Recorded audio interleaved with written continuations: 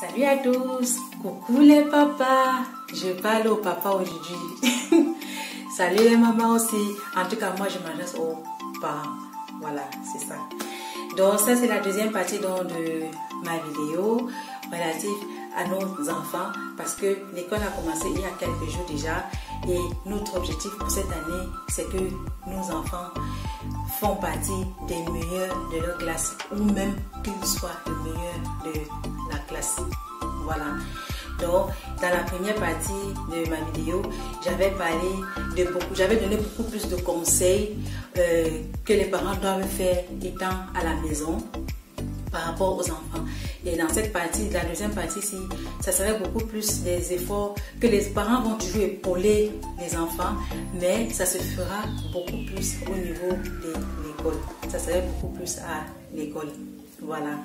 Donc, et comme premier conseil que je peux donner, c'est de connaître la méthode d'apprentissage de son enfant.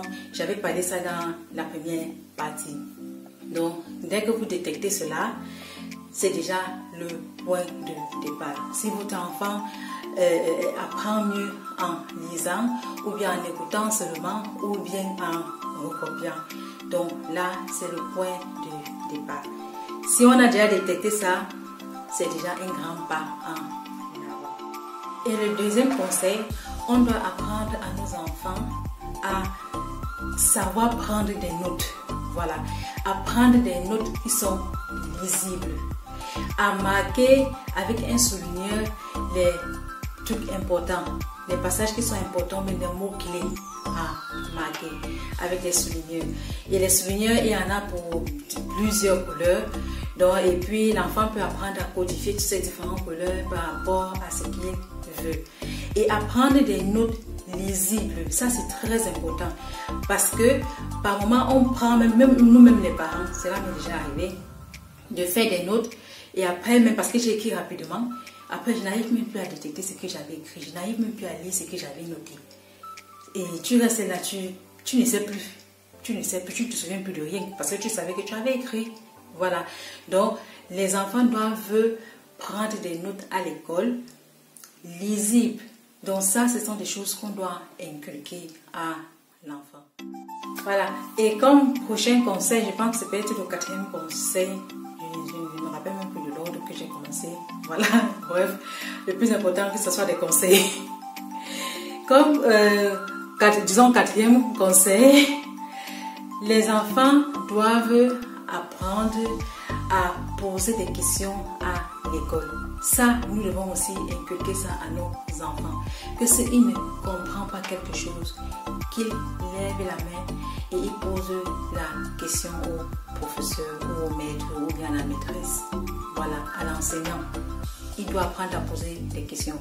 Mais ça peut arriver que l'enfant soit même timide, qu'il a peur de poser des questions au milieu de ses camarades. Ça, ce n'est pas un problème.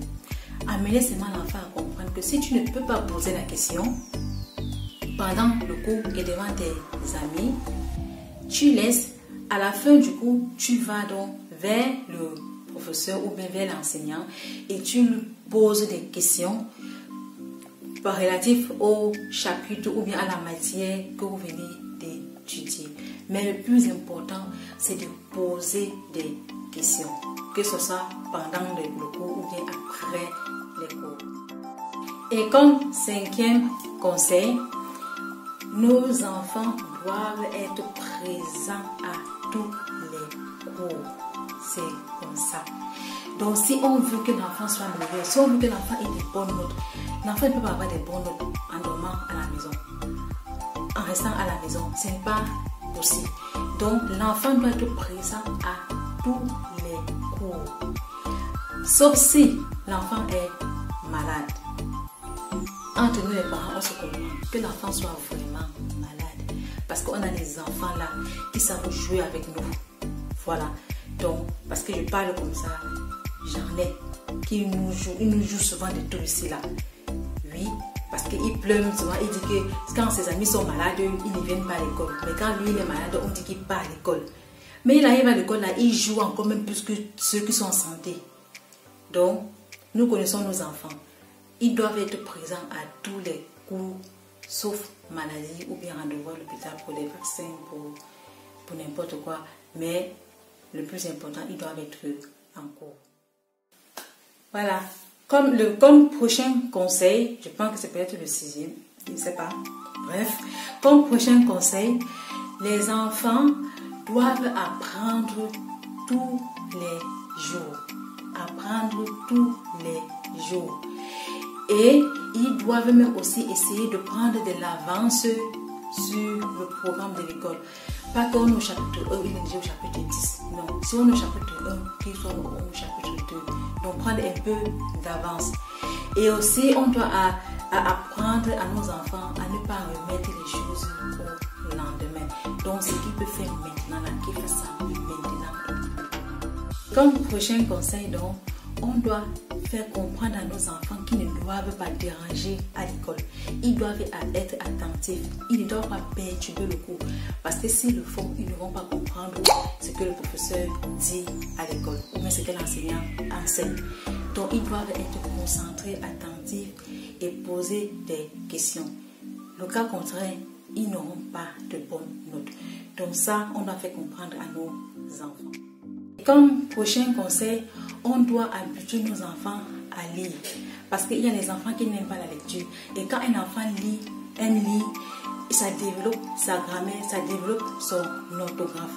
Donc, même le week-end, on peut amener les enfants à lire un chapitre de ceci, un chapitre de cela, des choses, des lectures qui s'aiment lire. Donc ça, c'est aussi important. Comme prochain conseil et le dernier conseil, nos enfants doivent pratiquer une activité physique. Ils doivent pratiquer des activités extrascolaires. Parce que tout ça, ça renforce les liens entre les élèves, les liens entre les élèves et les enseignants. Et cela facilite aussi une communication entre les deux. Et ça permet aussi à l'enfant de se sentir en confiance et peut poser facilement des questions s'il en a besoin. Donc, et le sport aussi permet à l'enfant de développer ses facultés mentales, d'être en forme physiquement, permet à l'enfant de ne pas aussi tomber régulièrement malade et de se sentir bien dans son corps et avoir vraiment l'énergie pour pouvoir apprendre efficacement, pour pouvoir retenir ce qu'il apprend. Donc, ce sont ces différents conseils qu'on peut mettre en pratique. Déjà, d'une part au niveau de la maison et de l'autre part au niveau de l'école, pour que nos enfants puissent avoir des bonnes notes à l'école et qu'ils soient parmi les meilleurs de leur classe et pourquoi pas être le meilleur. Donc, les parents, mettons-nous au travail parce que tout ce que j'ai dit là n'est pas du tout facile à faire. C'est du boulot et c'est un travail qui est difficile, qui nous demande à nous-mêmes de l'énergie pour ça. Donc, nous devons aussi penser à nous, nous devons prendre aussi soin de nous. On doit aussi faire tout ce qu'on dit à l'enfant de faire là. On doit aussi faire ça pour nous pareil. En l'occurrence, bien dormir, bien manger, faire du sport, être organisé, assister les enfants. Donc, c'est un boulot aussi pour nous. Et ce n'est pas du tout facile parce que parmi nous, il y a des parents qui travaillent aussi hors de la maison. Donc, cumuler les deux, ça fait beaucoup. Donc, c'est pourquoi ça nous demande beaucoup d'organisation et beaucoup de force. Et comme nous sommes des parents et on veut que nos enfants deviennent des gens demain qui puissent travailler et manger sans attendre que papa ou bien maman vienne donner encore l'argent pour qu'ils mangent quand ils deviennent même adultes. Donc, pour éviter tout ça, mettons-nous donc au travail maintenant pour soutenir nos enfants parce qu'ils en ont besoin. J'espère que cette vidéo va vraiment vous aider à pouvoir bien accompagner vos enfants au courant de cette année et on verra donc le résultat à la fin de l'année. Si le résultat est positif, quoi de plus beau. Donc, merci d'avoir visionné cette vidéo et mettons tous en pratique et on se dit donc à la prochaine.